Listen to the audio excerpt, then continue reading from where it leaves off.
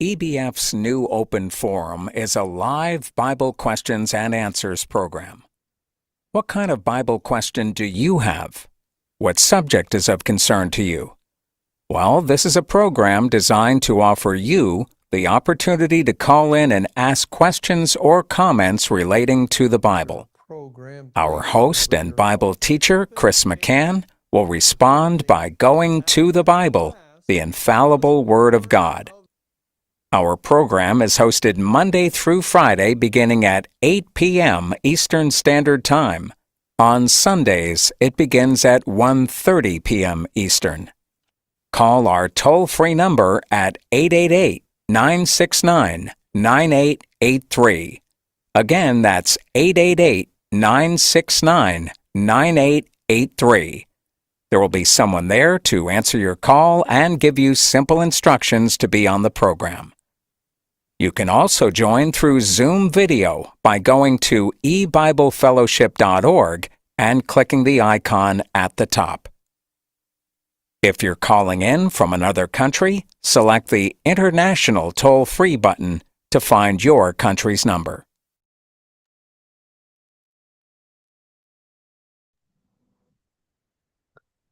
Hello, everyone. Welcome to eBible Fellowship's new open forum program. During this time, we're going to open up the phone line to take your call, and each person is invited to give us a call if you have a question or a comment, and I'll try to respond by going to the Bible to see what we can find out about the thing you're interested in. Before we begin, just like to make a couple announcements. Lord willing, this coming Monday is the last day to sign up for the trip to Argentina. If you're interested in going, write us write to info@ebiblefellowship.org and just tell us you're interested and someone will get back to you. The other announcement has to do with X Spaces, our first time trying that. Lord willing, this Sunday, 10 p.m. Eastern. Also, tonight, after this Q&A, this open forum, we're going to do a test, and we would appreciate it if you have time, and if you're able, for people to go to our Twitter homepage. And I think it's called EBF 2033. But do we have a link for that, Carl, on the website for the Twitter page? Carl, can you hear me? Yeah, sorry. I had to find the unmute button. We should have a link. But the best thing to do would just be to go onto the profile page. What profile page? On Twitter, every account has their own profile page. So EBF, which I'm calling the home page, right? right. Yeah, it should say profile though on the left side. But if someone clicks the Twitter icon or X icon on our website, won't it take them to that page? Yeah, it should. Yeah, I believe so. Okay. In case, because I just remembered, I think our name on Twitter is not eBible Fellowship. I think it's EBF 2033. eBible Fellowship may take someone there. I'm not sure, but if you do a search for eBible Fellowship on Twitter and you can't find us, then go ebiblefellowship.org, our website, and look at where we have all the icons, social media platforms. Look for the Twitter and click that, and it should take you to that page. Now, on that page, and this is the first time we're attempting it, so we're not sure. On that page, after tonight's open forum, we're going to go live on X Spaces, and we think there's going to be something that says X Spaces Live on the home page, the profile page, and you click it to enter in. And then you should hear the Q&A, or hear us talking, testing this. We would like for people who have accounts and people who do not a Twitter account, X account. Well, if you have an account, we would like for someone to try it. And if you do not have an account, well, good. We would like for you to try it also. We're not sure if you need an account to enter into the X space, or if anybody can do it. So if you do not have a Twitter account, X account, and you try to enter in and it will not let you, can you notify us somehow? Write to our email, or on YouTube or Facebook or somewhere, just in one of our groups or something. Just send us some kind of note so we can have this information, because again, it's all new. And once in, you should immediately hear it. Now, Carl thinks that accessing it through this live X Spaces Live link is even quicker than Zoom or anything like that. But there'll be no video. It's just going to be audio, just audio. So, any kind of report you can give us concerning the quality of the audio would also be appreciated. Okay, so Lord willing, that'll be right after tonight's program. Okay, that's all the announcements. I think I want to go over, before we start, I want to go over interesting time path, actually a couple of them that take us to the years 1994 and 2033. And it starts in 1447 BC. 1447 BC is the year of the Exodus. And that's the time after Israel,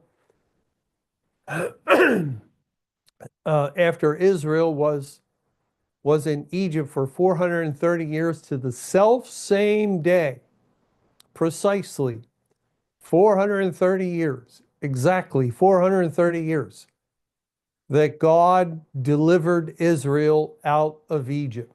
That's when every last Israelite marched out following Moses, and began the 40-year wilderness sojourn. So that's one starting point, 1447. The other is 1407 BC. And 1407, 40 years later, after the Exodus, is when finally Israel crossed Jordan and entered into the Promised Land.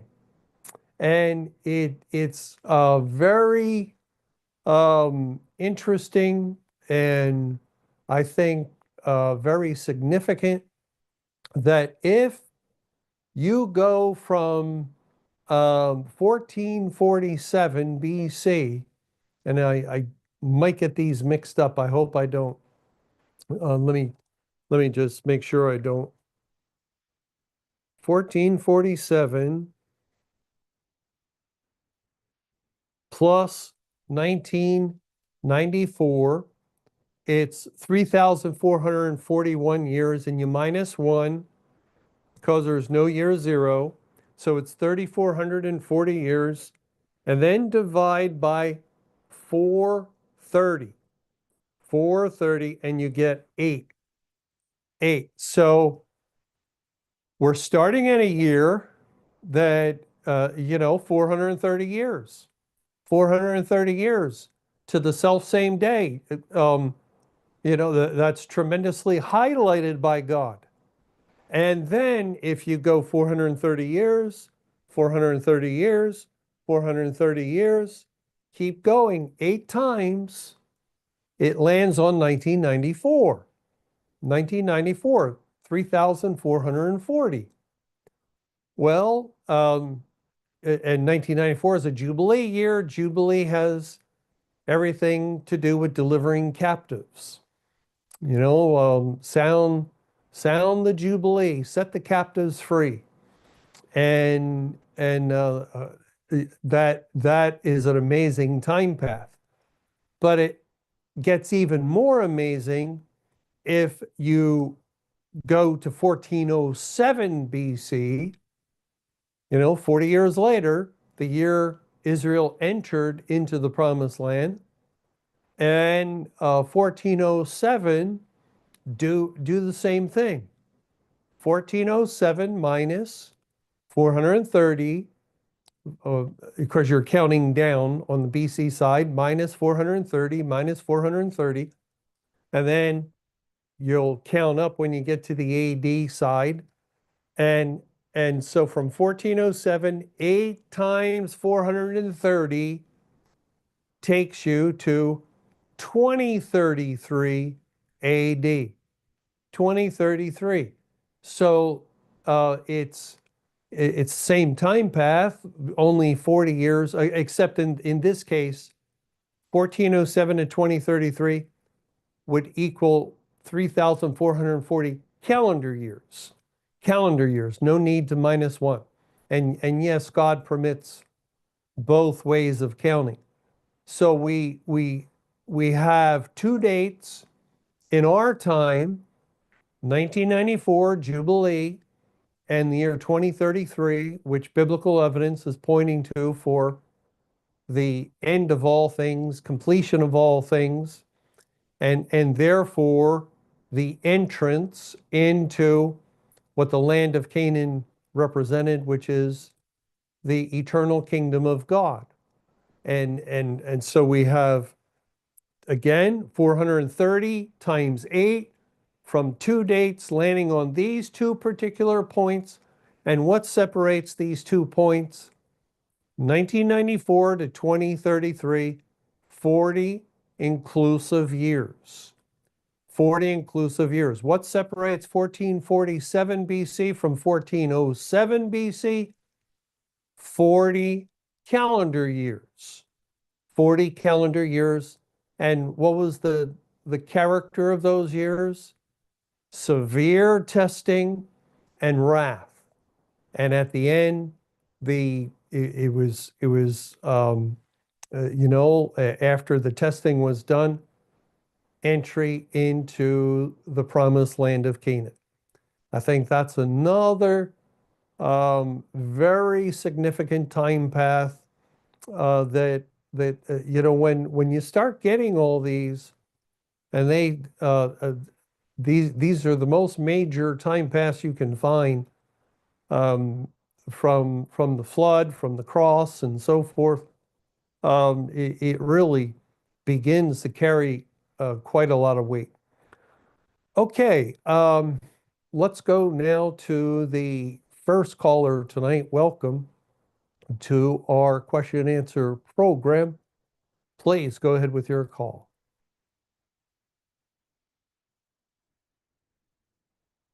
Hello, this is a bit lengthy. So, is a spouse to stay in the same home with a physically abusive spouse? The abused spouse separates for a time and then reunites only to be physically abused again. The abuser is showing no signs of being saved. What if the abuse is not physical, but the abuser may have contracted an STD? The abuser also continues to cheat and insists on having sexual relationships with their excuse spouse. me. What is STD? Oh, sexually transmitted disease? Okay. Okay. And good thing you don't know that. And so the abuser refuses to separate. The abused is afraid the abuser will become physical. The abuser torments the spouse to where the abused is not mentally nor spiritually well. The abused has stopped reading the Bible. Life has become very difficult for the abused. What does the Bible say, and for how long may they be separated? Oh, well, yeah, that's very grievous situation. And there's a lot of grievous situations in this world. A lot of just it's the damage that sin does to people, to families, uh, to marriages and children if there are any. Uh, and so I think one thing that God helps us with is to even though it may have been going on or has been going on for a long time, to try to bring the focus to a day, to today. The verse in Matthew 5, sufficient unto the day is the evil thereof. And that is basically where the 12-step programs got their saying one day at a time. And so focusing on a day, and yes, there may need to be a little period of separation. I don't know how long. And prayer, just praying to God. But another thing we have to know is that God is in charge, full control of all situations. Nothing is out of the realm of God's providence, His permissive will. The Lord controls everything, and not that He is responsible for it, but ultimately, no matter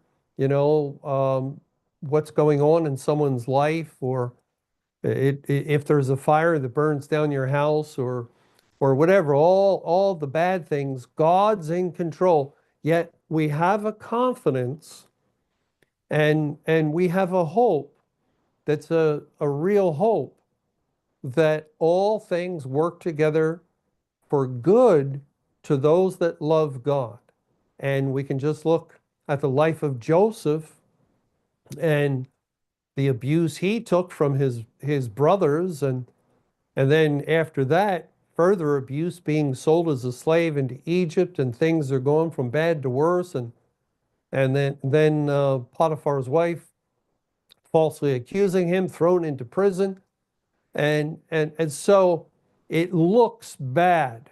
It looks bad. It looks like God's not in control, that serving God maybe is it a vain thing?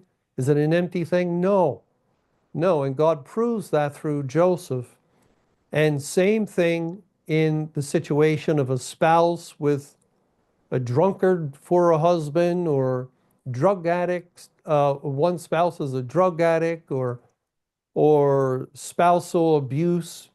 That it looks like it's off the rail, it's out of control, but this is the wonderful thing that a child of God knows.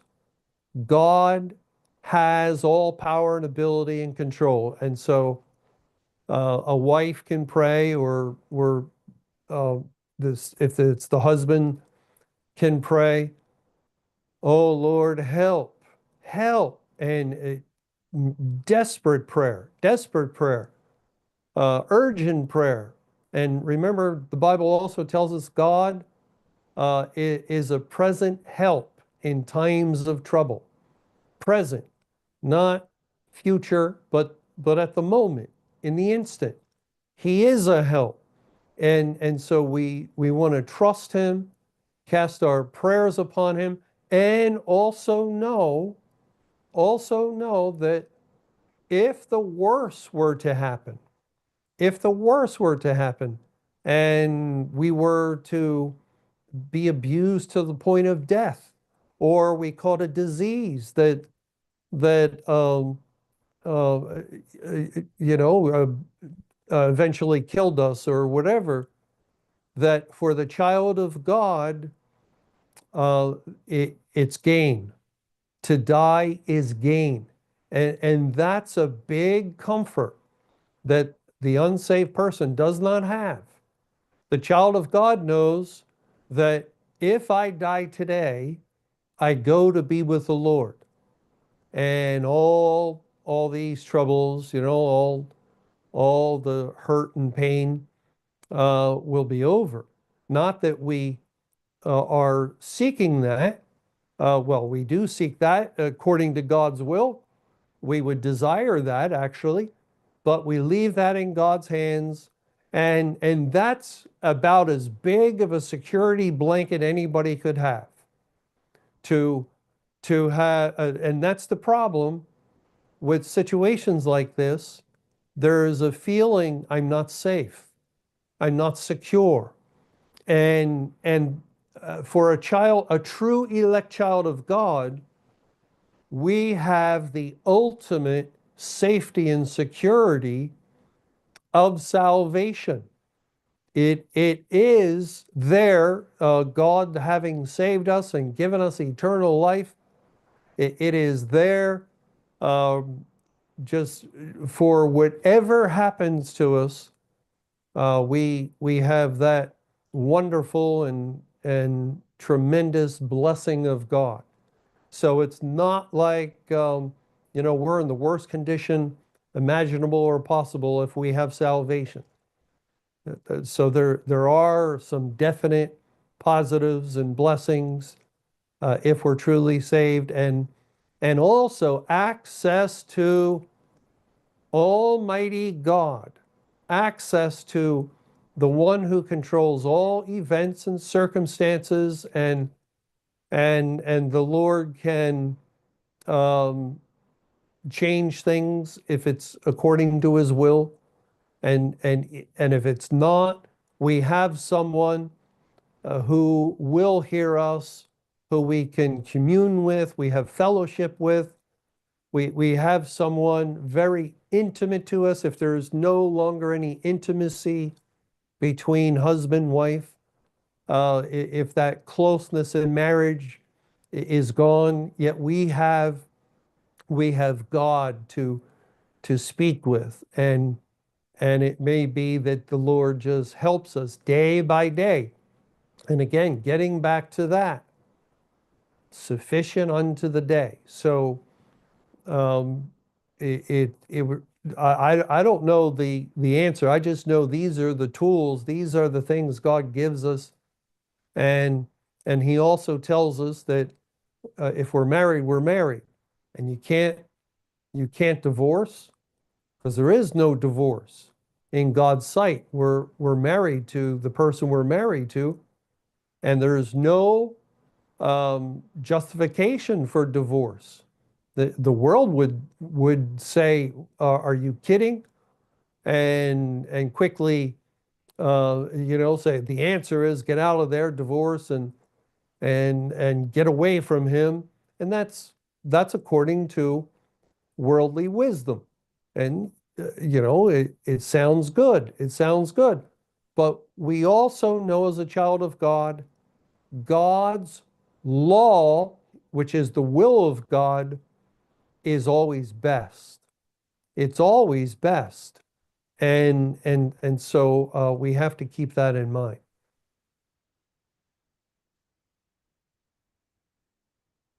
Thank Thank you. you for calling and sharing. And let's go now to the next person on the phone tonight. Welcome to our open forum program. Please go ahead with your call. Hi, Chris. Can you go to Matthew 10, verse 29 to 31? Okay, Matthew 10 and verse 29. are not two sparrows sold for a farthing, and one of them shall not fall on the ground without your Father. But the very hairs of your head are all numbered. Fear ye not, therefore, ye are of more value than many sparrows. Can you also go to Luke 12, verse 6 and 7? Luke 12.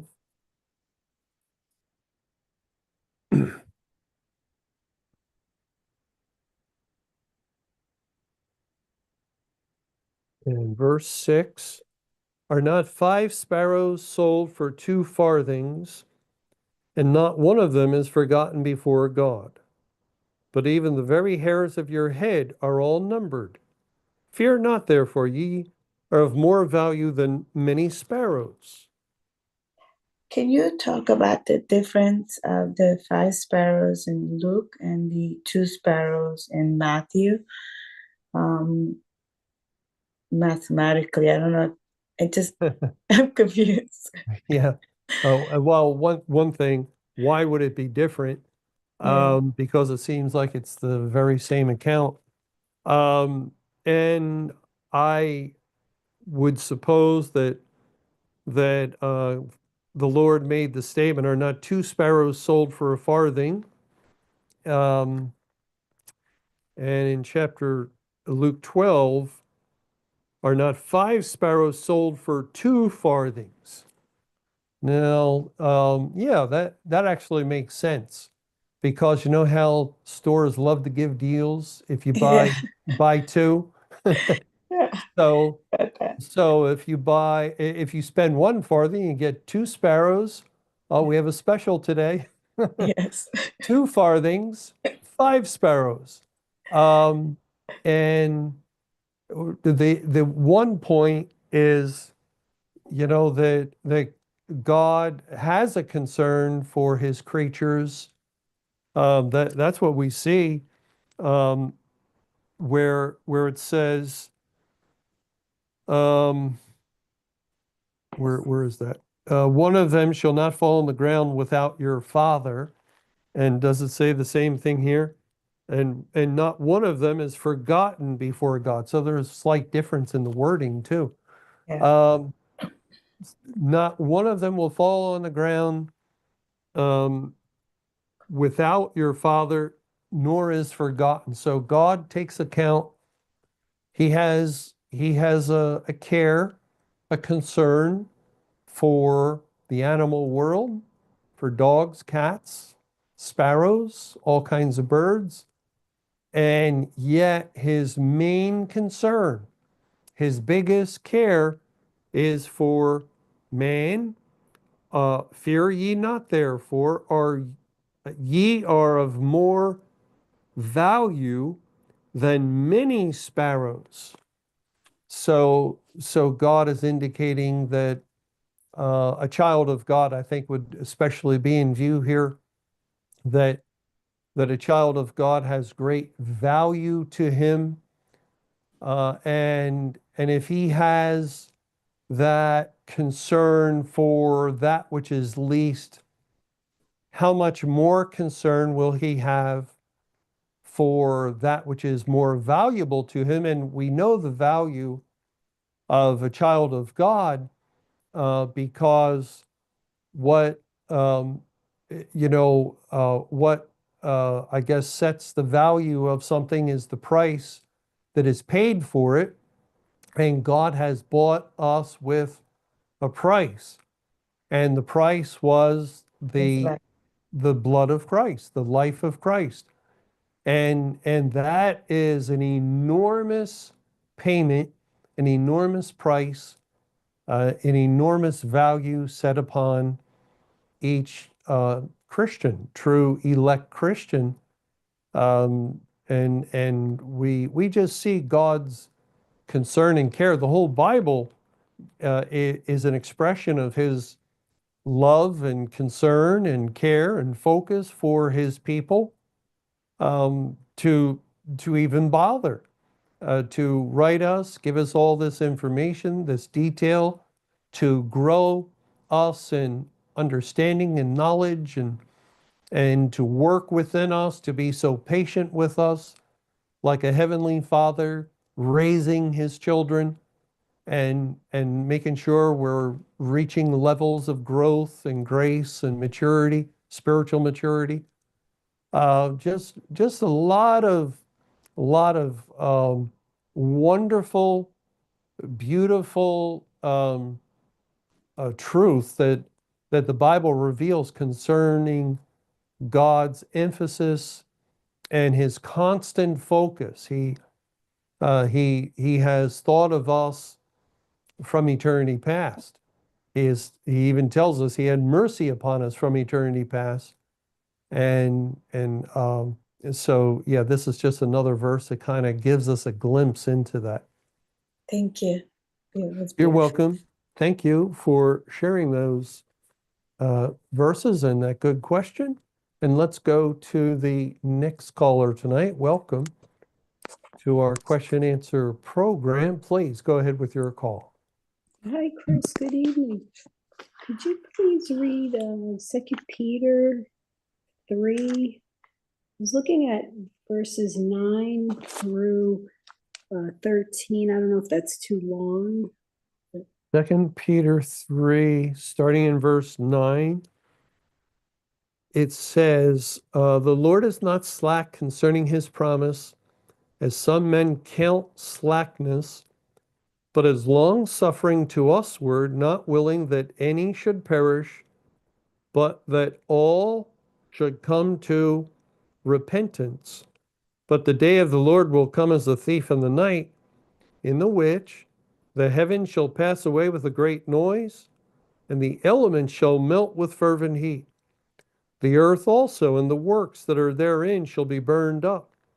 Seeing then that all these things shall be dissolved, what manner of persons ought ye to be in all holy conversation and godliness, looking for and hasting unto the coming of the day of God, wherein the heavens being on fire shall be dissolved, and the elements shall melt with fervent heat. Nevertheless, we, according to his promise, look for new heavens and a new earth, wherein dwelleth righteousness. Thank you. Yeah, I was just trying to find where the spot where he says that some men count. I just missed that now. I'm sorry, where he says what? Where men count. I lost. Yeah, that's back in verse 9. The Lord is not slack concerning his promises. Some men count slackness. Oh, right. Yeah, thank you. Because I think I looked up the word count and it could mean command or to lead. I don't know if you ever looked that up or if you know if that's correct. I don't remember if I have. Yeah, Um, okay.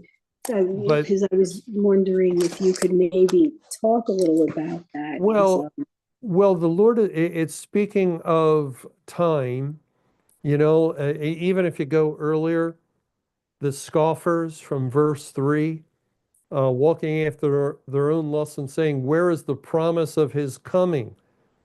For since the fathers fell asleep, all things continue as they were from the beginning of the creation. Then God says they're willingly ignorant of the flood. And then verse 8, but beloved, be not ignorant of this one thing, that one day is with the Lord as 1,000 years, and 1,000 years as one day. In other words, they're ignorant of the big picture, God's picture. God has this eternal perspective.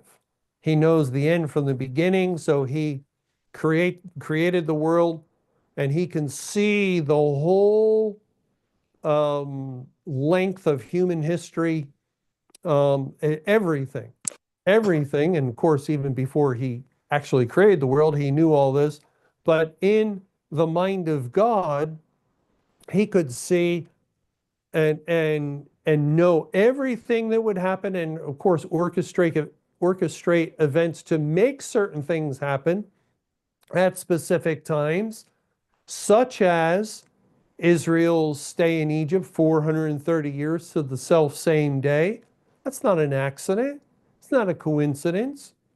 And then to bring them out in a year, and we've noticed this with time pass. That's the very curious thing, highly significant thing about time pass. We see a pattern. We see a scheme, a mind at work regarding biblical events that do not happen randomly. They're not happening, just something happened today. Like in our modern world, things happen. Things happen. Fire in Los Angeles, hurricane in Florida, and so forth. All kinds of things are happening, wars and things.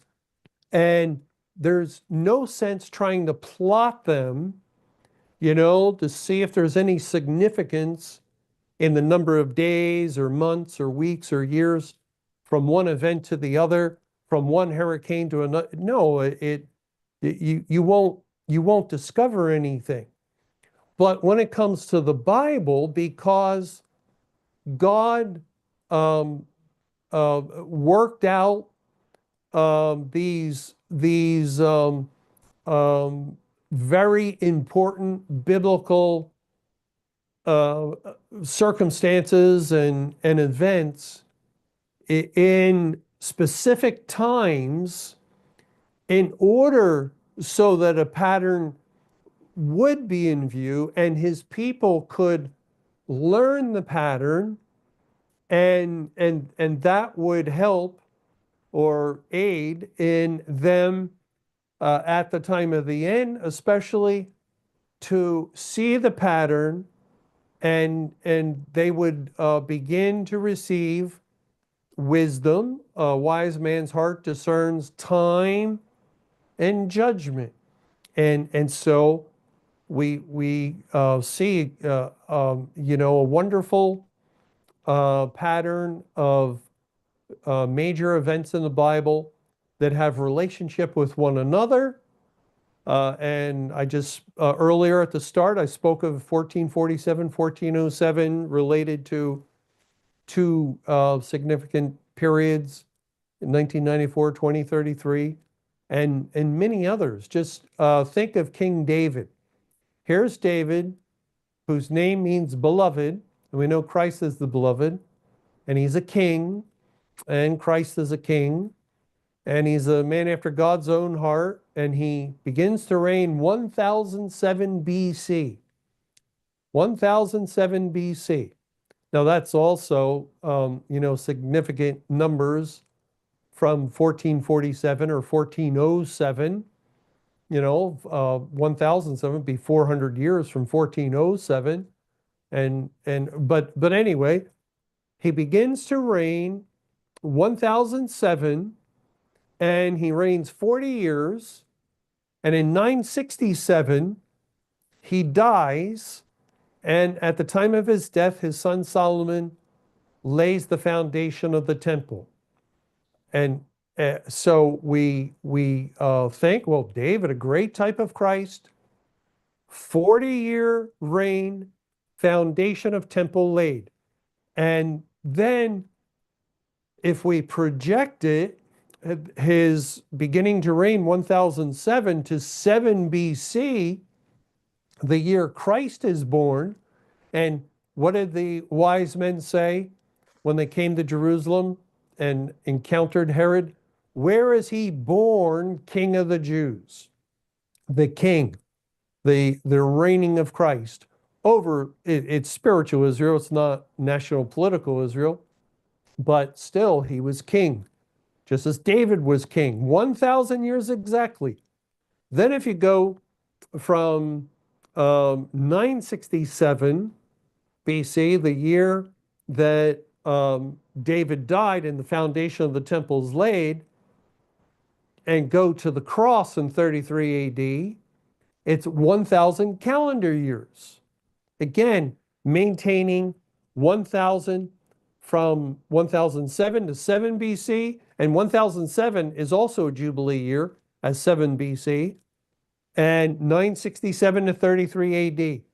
You have 1000 time pass to each one, and therefore you maintain the 40 years, the 40-year space between them, from 7 BC to 33 AD. And that's the duration of David's reign. And is that coincidence? Is it coincidence? No, there's just far too many things like that. And if we then project David, 1007, beginning to reign, to 1994, 3,000 years. 3,000 years exactly, minus one, no year zero. Go from David's death, 967 BC, to 2033, 3,000 years, 3,000 calendar years. So here's God, as he's orchestrating all things, okay, and he lays everything out precisely. The same God who made us with this intricate design in our body, the DNA that the scientists are marveling at, or the little nano factories that are in operation within our cells and the molecules. It's the God of the creation, the brilliant designer, and people in the churches or others think, well, we're just we're trying to read too much into the Bible. Are you kidding? The Bible is the reflection of the infinite mind of God. It is a record of the mind of God. And this is nothing for God to know all things, cause things to happen precisely when he wills them to happen. And then you have a map, a time map, where that can direct you in the Old Testament to the first coming of Christ, or can direct you to the second coming of Christ.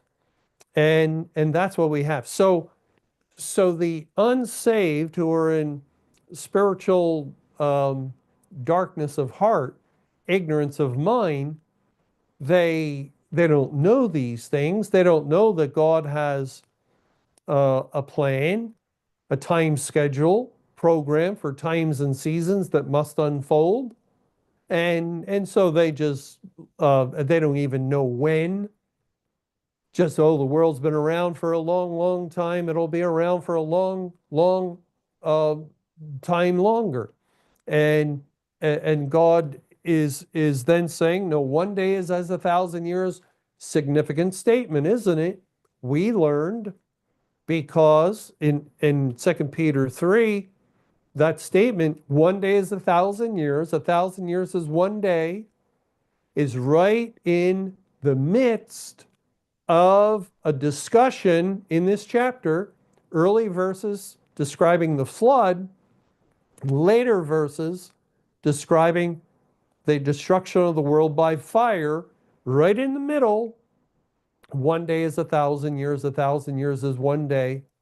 And so then, by God's grace, he opened up our understanding to realize the statement to Noah in Genesis 7, verse 4, yet 7 days, Noah, and I'll bring the flood.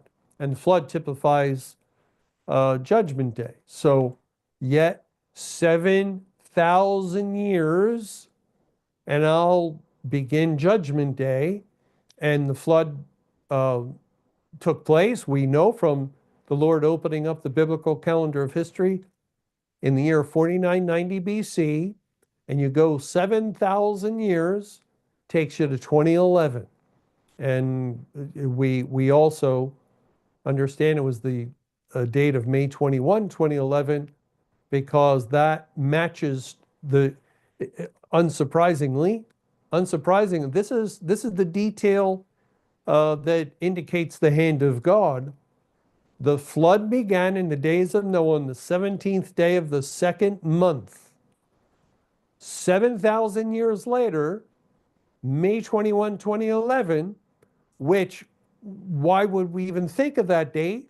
Because we learn additionally of a 23-year Great Tribulation, full 8,400 days, an exact 23 years, precisely to the day, full 8,400-day period, concluding on May 21, 2011, and the underlying Hebrew calendar date,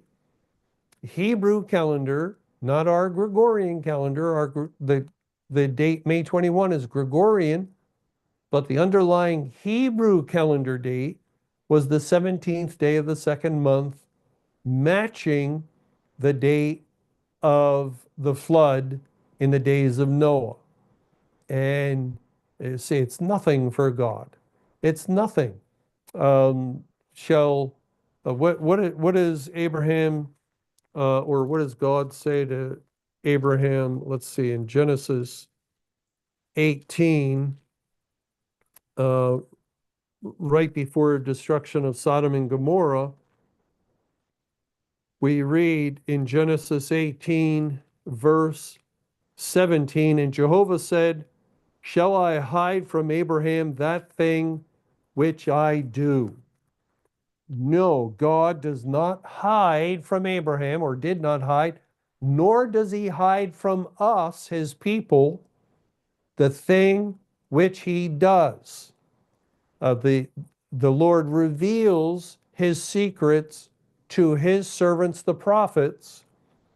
God reveals the secret things of the Bible to the understanding of his people. And so we come to know matters of time and judgment, and the wicked or the unsaved people cannot know them. It's not given to them, it's given to us. And so we're given, it's a blessing. We can see the history of the world, the biblical history of the world, and its cohesiveness, and its plan, and this plan is pointing to the year 2033 for the end. Yes, thank you. Can I ask you one more question? Sure. Do you have time? Thank you. In 2 Peter 3:13, is that because Christ has arrived? I was just wondering what this means. Well, it says in 2 Peter 3:13, "Nevertheless, we, according to his promise, look for new heavens and a new earth wherein dwelleth righteousness." Well, what does the church tell us not to do? They tell us don't look. They actually say it's an offense. It's a heresy to look for a date. It's something you shouldn't be doing, which is contrary not only to this statement, actually go back to verse 12, looking for and hasting unto the coming of the day of God, wherein the heavens being on fire shall be dissolved. Look for. And then verse 13, "Nevertheless, we, according to his promise, look for new heavens and a new earth." Of course we're going to look. We have everything at stake. Our salvation is involved, our salvation of the body, God's promise of eternal life, receiving a new heaven and new earth. It's the promise of the Bible, the great promise. And we're not to look for it because some churches are afraid of it. It's unfortunate, but it's true. When Christ came the first time and the wise men came to Jerusalem Herod was troubled. And we expect that because he was an evil man. And yet it also says in Matthew 2, Herod and all Jerusalem were troubled. And likewise, as Christ has revealed his coming, his second coming, he came to judge the church, quite a while ago now, years ago, and now he's actively judging the world. And the Bible has revealed it. Christ has revealed it through his word. And this information troubles those in the churches and congregations, and they quickly, too quickly scan the Bible, and they find a couple of verses, says, no man knows a day or hour, and that's it. That's it. Eyes closed, fingers go into ears, and no more searching. Well, of course, that is not what God would have his people to do. We can go to verse after verse after verse that indicates when God comes to visit in judgment, those who were unaware of his coming are condemned. You see that in Luke 19. And it's the people of God, the Jews, who were God's representatives at that time. And we read in Luke 19, in verse 44, and this is Christ weeping over Jerusalem, and shall lay thee even with the ground, and thy children within thee, and they shall not leave in thee one stone upon another, because thou knewest not the time of thy visitation. They knew not the time, which resulted in their destruction. That's the reason Jesus is given. Because you knew not. They should have known, in other words. They should have known. And even in Jeremiah 8, where the Lord is speaking to his people, and these are types and figures of those in the churches. The Jews of old are types and figures of the Christians. In Jeremiah 8, in verse 7, yea, the stork in the heaven knoweth her appointed times, and the turtle and the crane and the swallow observe the time of their coming, but my people know not the judgment of Jehovah. How do ye say, we are wise, and the law of Jehovah is with us? Lo, certainly in vain made he it. The pen of the scribes is in vain. See how one follows the other? My people know not the judgment of Jehovah. How do you say then you're wise? Why say that? A wise man's heart discerneth time and judgment. Daniel 12. Seal up the word, Daniel, till the time of the end. None of the wicked will understand, but the wise will understand. So how do you say you're wise, Old Testament Jew, or how do you say you're wise, New Testament Christian, when you're ignorant? You know nothing of the time of your visitation, of the time of Christ's coming. And you'll be destroyed, and it's already happened. As a matter of fact, not one stone is left upon another spiritually of the churches. Christ did come and destroy you because you knew not the time.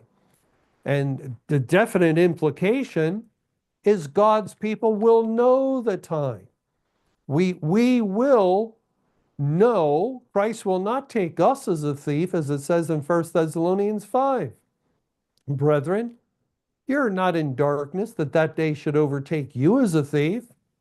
The churches they insist, no, Jesus is coming as a thief in the night. He must take you as a thief. As a matter of fact, you can't know anything about it. He will come as a thief for you, congregation, for all Christians, for all people. Well, read John 10, verse 10. A thief cometh not. That means it's the only purpose a thief comes for. A thief cometh not but to kill and to destroy and to steal. All negative, all terrible things. So if Christ is coming upon the church congregation, and sadly he did already, has continued his coming over the course of this period of time, he came to kill you, to destroy you, to steal your blessings. He turned out the lights in the church. He removed the blessing of salvation, the blessing of the Spirit upon those in the congregations, and now he's come as a thief upon the world since May 21, 2011, and done the same thing. So, but going back to 2 Peter 3, one other interesting thing, nevertheless, we, according to his promise, look for new heavens and a new earth. The word look for is 43:28, and it's translated as waited in Luke 8, verse 40. Luke 8 and verse 40. It says, and it came to pass that when Jesus was returned, the people gladly received him, for they were all waiting for him. They were all looking for him. So there's a relationship between waiting on the Lord and looking for him.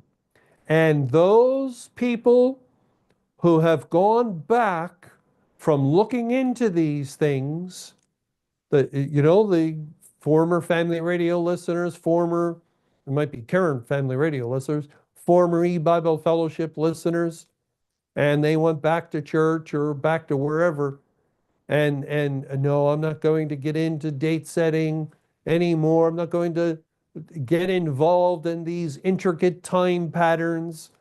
Well, I'm sorry, God's complex. I'm sorry, he's an infinite God with quite a bit of complexity to him and to his word, the Bible. Yet that is the case. And now, because things didn't work out your way, as basically God tried you by those things, and you went back from them, and now you know not the time of your visitation, just as we read in Luke 19. The sparrow knows, or not the sparrow, the birds that were mentioned in Jeremiah 8:7, they know the time of their coming, but you know not the time of God. And by not waiting, wait on the Lord. Wait on the Lord. That's the key for one of God's elect.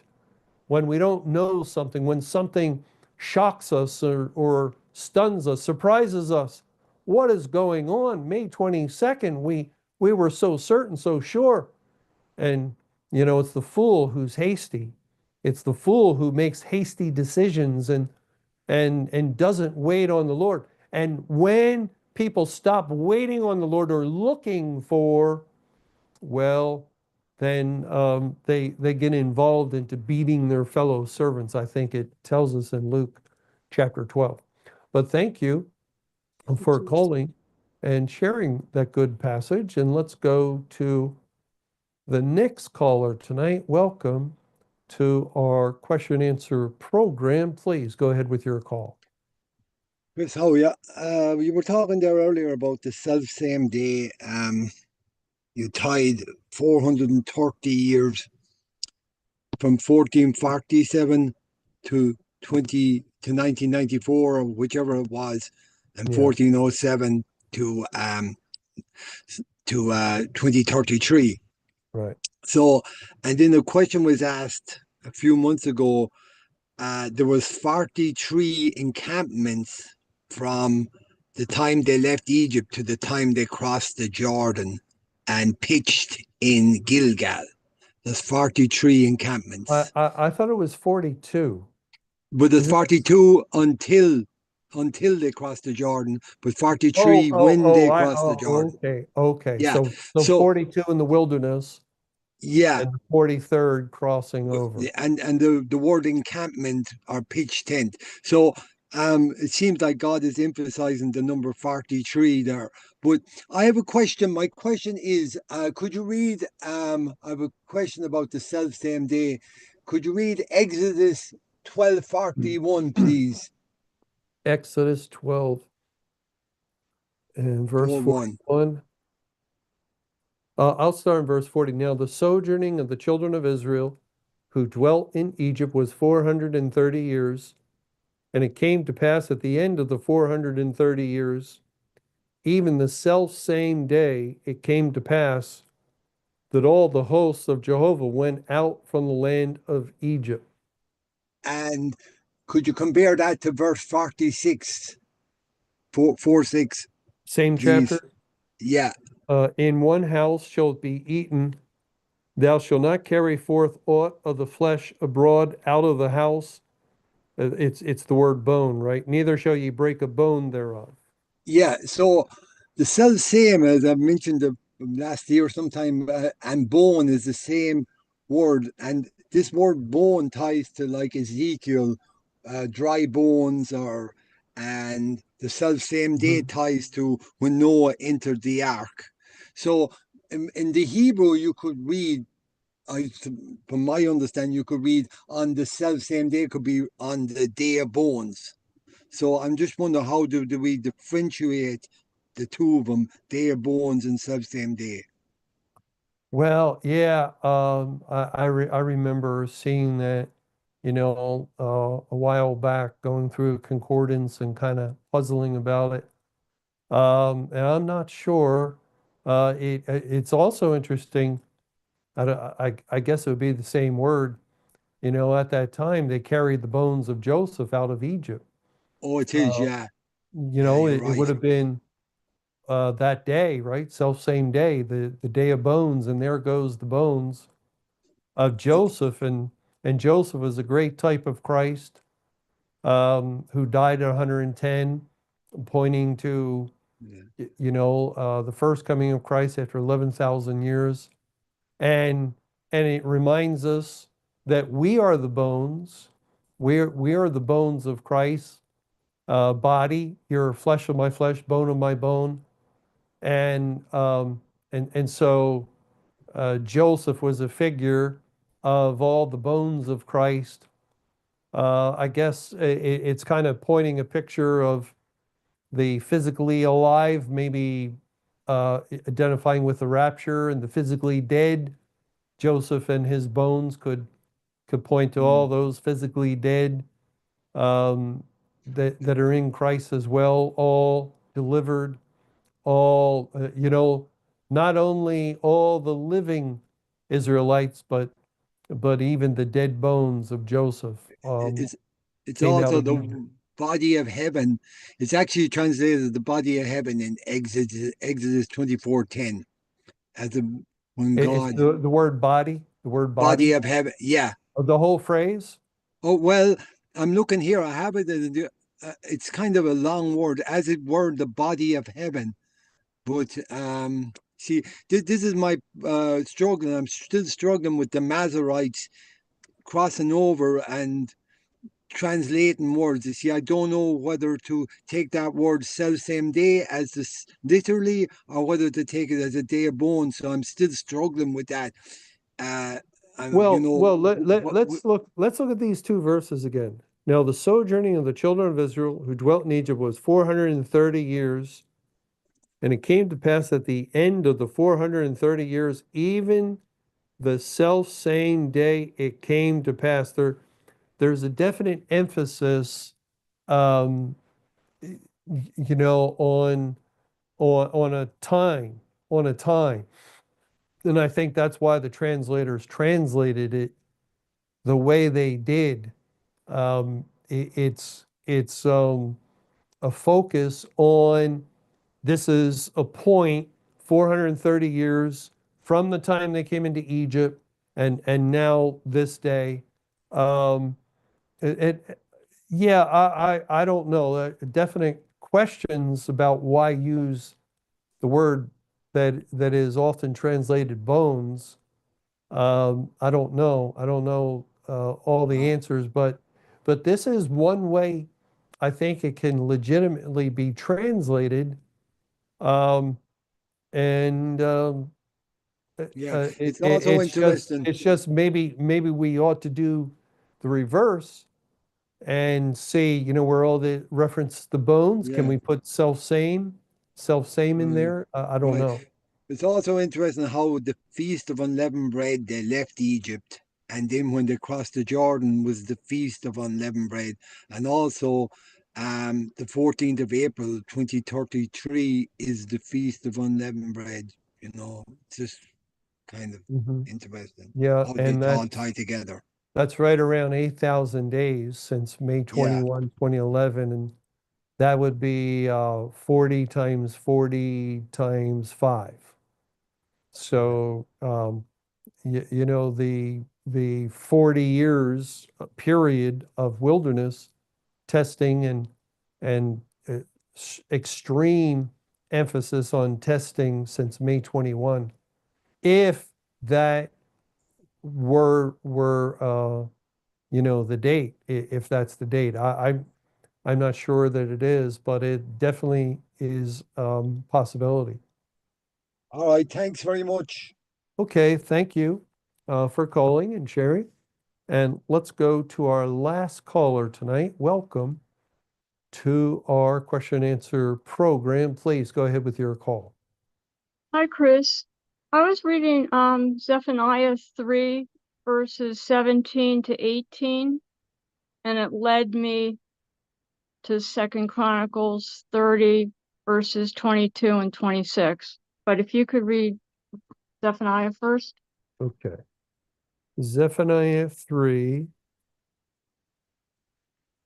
And it was 17 and 18. Yes, please. Jehovah thy God in the midst of thee is mighty. He will save. He will rejoice over thee with joy. He will rest in his love. He will joy over thee with singing. I will gather them that are sorrowful for the solemn assembly, who are of thee, to whom the reproach of it was a burden. Okay, I was looking at solemn assembly, and it's the Hebrew number 4150. And I was also looking at joy. And both those two words are in 2 Chronicles 30, verses 22 and 26. 2 Chronicles 30, verse 22. And Hezekiah spake comfortably unto all the Levites that taught the good knowledge of Jehovah. And they did eat throughout the feast 7 days, offering peace offerings and making confession to Jehovah God of their fathers. In verse 26, so there was great joy in Jerusalem, for since the time of Solomon, the son of David, king of Israel, there was not the like in Jerusalem.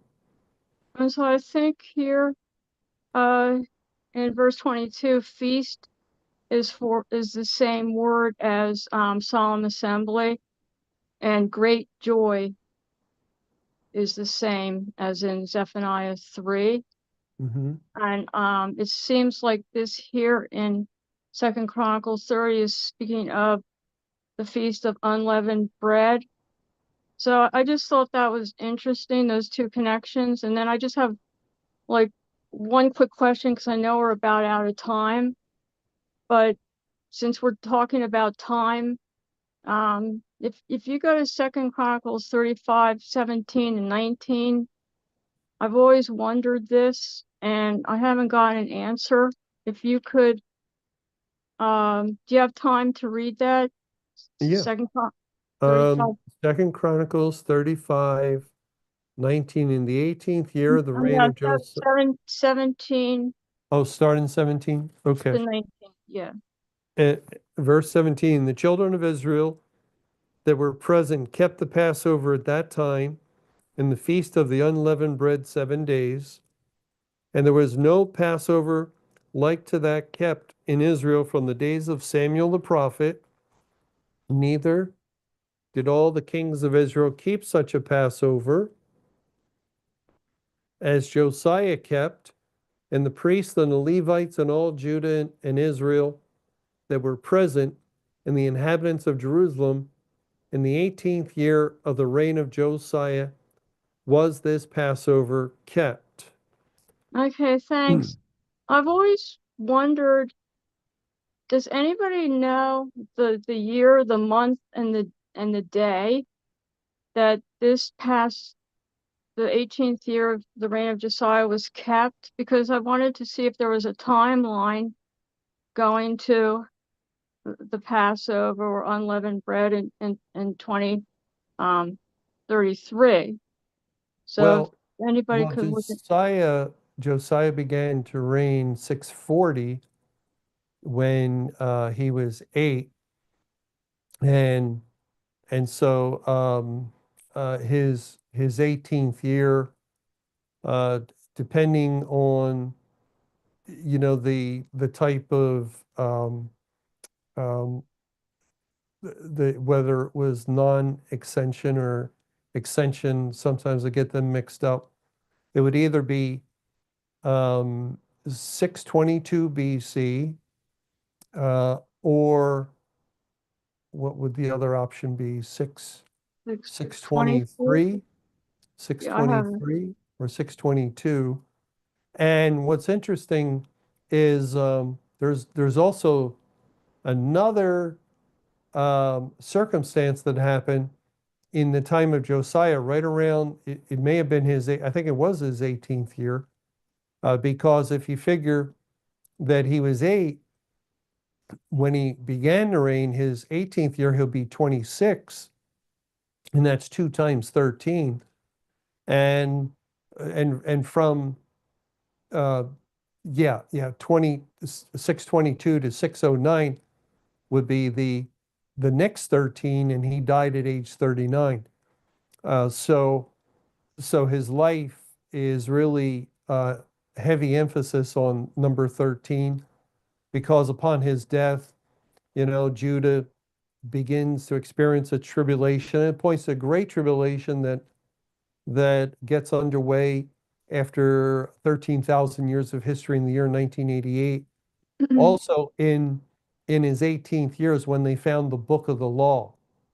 And that is an incredible spiritual revelation, or God signaling to us at the time of the end, after 13,000 years, he'll open up the scriptures, because finding the book of the law, it was like they lost it. They lost it. They stumbled upon it, and then they read it, and it was like new revelation to Josiah. That's when he started, really zealously going around cleaning up Judah, cleaning up Jerusalem like no king had ever done before him, getting rid of all high places, just as the Lord purified the gospel right at the time of the end by opening the scriptures. So that's a tremendous thing. So there would be one timeline, 622 to 609, and I believe it also goes to 539, 22 plus 61 would be 83. That's why I was thinking could be 623, but you can also count inclusively, it'd be 84. So there would be a timeline, either if you start at 623, it would be 84 years, or in 622, you count inclusively, it would be 84 years, pointing to the end of the tribulation. So the beginning is finding the book of the law, and then 84 years later would be the conclusion of it. So I'm sorry, I can't be more exact. I just forget. Maybe Carl knows. Carl, There do you was know? also 13 times the Passover was mentioned in this chapter. I'm sorry.